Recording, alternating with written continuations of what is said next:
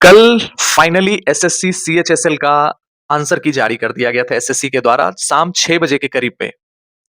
लेकिन वेबसाइट में इतनी ज़्यादा दिक्कतें आई, जहाँ पर बच्चे आसानी से आंसर की को नहीं देख पा रहे थे। मैंने भी कोशिशें की बहुत सारी एंड बहुत सारी कोशिशों के बाद मैंने किस तरह से आंसर की देखा, मेरा क्या मार्क्स रहा, इंग्लिश में क्या रहा, जीएस में क्या रहा, रीजनिंग में क्या रहा, मैथ्स में क्या रहा, मैं सब आपके सामने शेयर करूँगा। आई नो दैट कि आप लोग भी इन सारी परेशानियों को झेले होंगे एंड आप लोगों में से बहुत सारे लोगों ने देखा होगा आंसर की, बहुत सारे लोगों ने अभी भी नहीं देखा होगा आंसर की। I know that.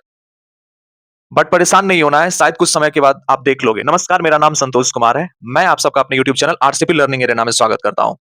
कल एसएससी के द्वारा शाम 6 बजे के करीब सीएचएसएल का जब आंसर की जारी किया गया, तो मैं भी देखने के होर में पूरी तरह से अपने लैपटॉप को लेके बैठ गया। बट बहुत ही मुश्किलों के बाद मैंने आंसर की को देखा, और बहुत सारी मुश्किलों को झेलने के बाद जब मैंने आंसर की को देखा, तो there were many silly mistakes done by me. मैंने मेरा जो क्या है ना कि मैं सीजीएल 2024 के प्री और मेंस में भी दिया था, मैंने मेंस भी दिया था। और पता नहीं किसकी क्या नजर लग गई है, मुझे मुझे खुद नहीं पता है, क्योंकि मैंने एक वीडियो भी डाला था यूट्यूब पे। जब मेरे सीजीएल मेंस 2024 के तहत मेरे आंसर की आए थे, तो मेरे जो इंग्लिश में मार्क्स बने थे, मेरा जो सीजीएल 2024 मेंस में जो इंग्लिश में मेरे मार्क्स थे, 135 आउट ऑफ 135 थे। मतलब मैंने 100% मार्क्स इंग्लिश में गेन किया था, और मैंने इस चीज को बताया भी था अपने यूट्यूब पे। पता नहीं वही नजर लगता है मेरे को लग गई है। जब मैं सीजीएल 2025 का पेपर दे रहा था प्री में, तो मेरे में इंग्लिश में इतने गंदे मार्क्स आए आंसर की आने के बाद। एंड दूसरी बात, मैं अभी सीएचएसएल 2025 का मैं पेपर दे के आया हूँ, उसमें भी मेरे इंग्लिश में बहुत ही गंदे मार्क्स आए हैं। And again I can say that कि यस, नजर लग गई है मुझे कि इंग्लिश में। और दूसरी बात, सबसे बड़ी बात क्या है कि मेरा सीजीएल 25 खराब गया। वो मेरे मेंटल मतलब दिमाग पे बहुत हावी हो गया था, और मैं सीजीएल के बाद एक बार भी किताब उल्टा के भी इंग्लिश का नहीं देखा था, नोट्स एक बार पलट के भी नहीं देखा था कि एग्जैक्टली क्या रिवीजन करना है। बस मैं सीएचएसएल के पेपर में बैठ गया था। इंग्लिश में जो मेरे मार्क्स बने हैं, तो चलिए मैं अपने मार्क्स को बिना टाइम ज्यादा वेस्ट किए हुए मैं अपने इंग्लिश के मार्क्स को आपके सामने बताता हूँ। मैंने इंग्लिश में टोटल 24 क्वेश्चन अटेम्प्ट किए थे, जहां पर मैंने 5 क्वेश्चन मेरे गलत हुए और 19 क्वेश्चन मेरे सही हुए। जहां पर मैंने इतने आसान-आसान क्वेश्चन्स को गलत किया, और इतने आसान-आसान वोकैब को मैंने गलत किया। आई कांट एक्सप्लेन दैट कि क्या मैं इंग्लिश में 5 क्वेश्चन गलत हुए। तो मेरे इंग्लिश में मार्क्स बनते हैं 19 करेक्ट, 5 रॉन्ग, मतलब 19 टू ज़ा 38, एंड 5 रॉन्ग, तो 2.5 नेगेटिव। तो मेरे मार्क्स जो बनते हैं 35.5 मार्क्स मेरे इंग्लिश में बने, ठीक है? इसके बाद मैं आता हूँ जीएस में।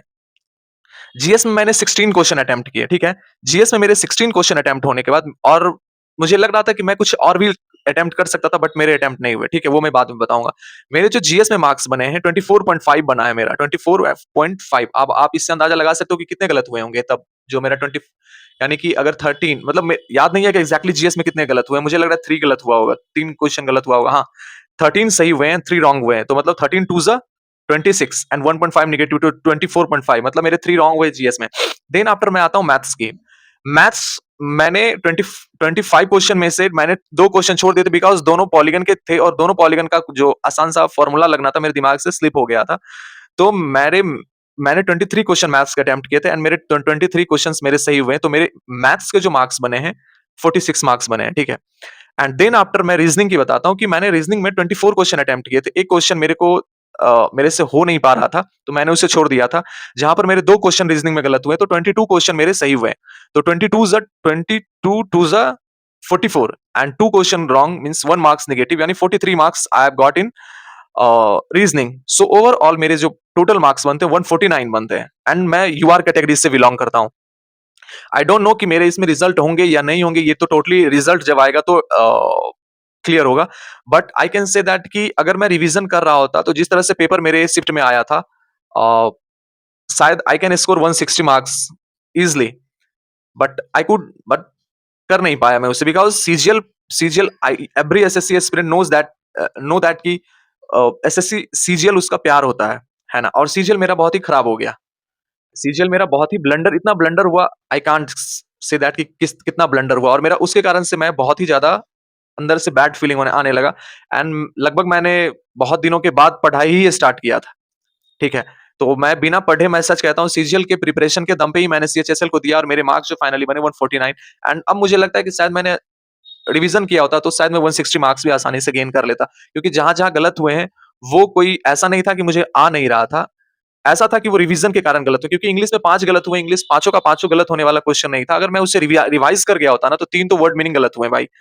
2 वर्ड मीनिंग है और एक होमोनिम्स है। अगर मैं रिवीजन करके गया होता अच्छे से तो वो दोनों वर्ड मीनिंग्स और वो होमोनिम्स मेरे सही हो जाते। मीन्स 3 2 जा 6 और जो 1.5 उसके नेगेटिव कटते वो नेगेटिव, मतलब 7.5 मार्क्स मेरे तो यहाँ से आ जाते। तो कहीं न कहीं ये ख़ैर ये तो हाइपोथेटिकली है कि हाँ, क्या है नहीं है।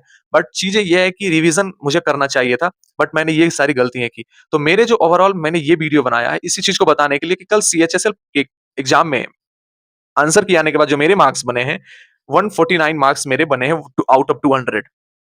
देखते हैं कि कैसा रिजल्ट रहता है। आई डोंट नो कि क्या रिजल्ट रहेगा। लास्ट ईयर तो जनरल का मैं यूआर कैटेगरी से आता हूँ, तो लास्ट ईयर जो रिजल्ट रहा था 157 पॉइंट समथिंग पे रहा था। तो देखते हैं क्या होता है इस बार। बस क्या करना है, मेंस की भी प्रिपरेशन करनी है या नहीं करनी है, ये बात की बात है क्योंकि कल मेरा सीपीओ का पेपर है, तो मैं पहले कल उसे दिमाग में बैठा के रखा हूँ, इससे पहले मैं हटाता हूँ, ठीक है? तो आई होप मैंने ये अपना बताया है। आप भी अगर जो लोग मेरे वीडियो को देख रहे हैं, आप भी अगर सीएचएसएल का पेपर दिए हो, तो कमेंट बॉक्स में आप अपने मार्क्स ही बताना ज़रूर, ठीक है? तो ताकि मैं भी आपसे कंपेयर कर पाऊँ और आप भी मुझसे कंपेयर कर पाओ और यूँ ही एक-दूसरे के बीच में एक हेल्दी कॉम्पिटिशन बने, जहाँ पर एक-दूसरे का विकास हो, ठीक है? तो चलिए फिर से मिलते हैं किसी और वीडियो के साथ। तब तक आप जिस भी एग्ज़ाम की तैयारी कर रहे हैं, आप उसकी तैयारी करते रहें। आप सबको ऑल द बेस्ट। सीपीओ वाले आज से सीपीओ का एग्ज़ाम शुरू हो गया है। All the best to all CPO aspirant. कल मेरा भी है, तो मुझे भी ऑल द बेस्ट। तो देखते हैं कि क्या आगे क्या वीडियो होता है। फिर मिलते हैं किसी और वीडियो के साथ। तब तक के लिए आप लोग अच्छे से पढ़ते रहिए, ख्याल रखिए। जय हिंद।